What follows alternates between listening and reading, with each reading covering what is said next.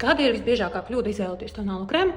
Jā, tu esi kļūdījusies ar tonālā krēma toni. Tekstūra ir tas mazākais, bet kā tad atrast savu pareizo tonālā krēma toni? Ko vajadzētu darīt? Pirmais, atrodi plauktā aptuveni 3 līdz 4 toņus, kas tev vizuāli šķiet, ka varētu derēt. Atrodi 3-4 toņus. Nākamā tava darbība ir, pirms tu viņu mēģini, ļoti labi viņu sakrati. Liekot visām tonālā krēma sastāvdaļām, labi samaisīties, lai sniegtu maksimāli efektīgu un pārliecinošu rezultātu. Nākamā tava darbība – izspiežam diezgan biezu produkta devu. Biezu produkta devu lielā daudzumā, kuru uzliekam uz sejas, kakla un ideālā variantā arī dekoltē. Ko atceries? Noteikti nevajag šo produktu uzreiz izlīdzināt, iztušēt uz ādas virsmas.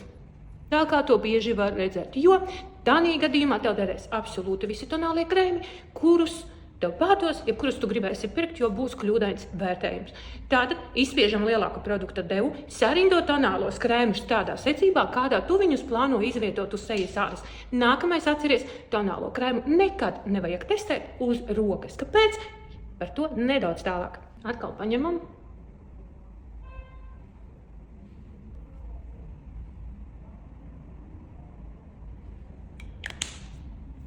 Izspiež šos tonālos krēmus, tā kā runā biezākā, lielākā devā.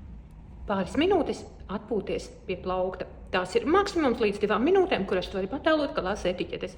Kāpēc nevajadzētu tonālo krēmu spiest uz rokas? Iemesls ir ļoti vienkārši. Tavs ādas tonis, tavas ādas blīvums uz rokas ir radikāli atšķirīgs no toņa un ādas blīvuma tavai sejas ādai.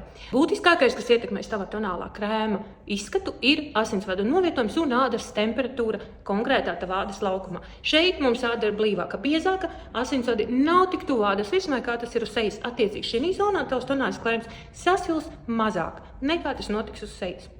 1, 2, 3. Tad, kad ir pagājušas aptuveni 60-90 sekundes, ideālā variantā 90-120, šis ir tas brīdis, kad tu vari novērtēt sava tonālā krēma piemērotību tavam ādas tonim. Kas ir svarīgi šajā mirklī? Nevērtēt tonālo krēmu pēc sejas krāsas. Tavs galvenais uzdevums ir paskatīties, lai tavs tonālais krēms maksimāli sakrīt ar kakla un dekoltē toni, ja tas nav ārkārtīgi radikāls, no tavas ādas toņa uz rokām, jeb uz pārējā ķermeņa. Kāpēc tas ir svarīgi? Seju mēs pieskaņosim pie visa ķermeņa, lai viss ķermenis, rokas, kakls, dekoltē un seja būtu vienā tonī. Nevis mēs izvēlamies tonālo krēmu, kas atbilst sejas ādas tonim, un kaklis, dekoltē, rokas izskatīsies kā no cita cilvēka. 4. Ir pienācis laiks novērtēt tavu tonālā krēma toni. Kas šī brīdī ir? Ja tu nevari izvēlēties toni un neatrodi tādu, kurš maksimāli labi saplūst ar tavu ādas toni dabisko, labāk ņem nedaudz gaišāku nekā tumšāku.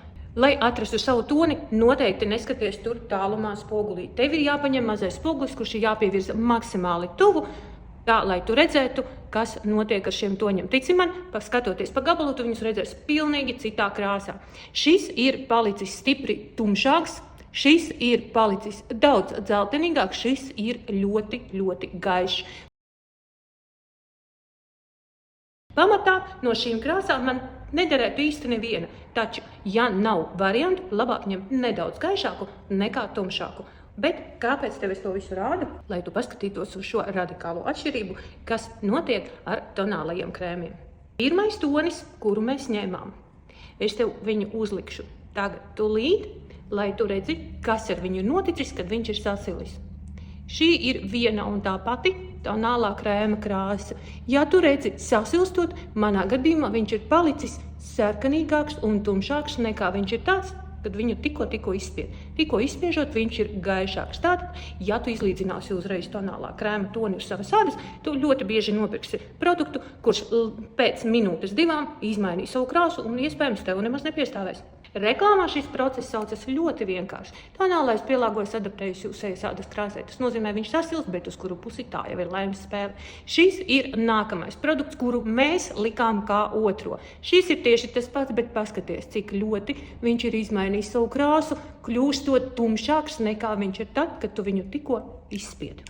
Tas nozīmē vienkāršotā valodā runājot, ja tonālais pielāgojas adaptējas sejas ādas krāsai, šīs process notiek tonālajam krēmam sasilstot ar konkrēti tikai tev piemītošu ādas temperatūru. Noteikti esi uzmanīgi izvēloties tonālo krēmu un mēģini tomēr nekļūdīties.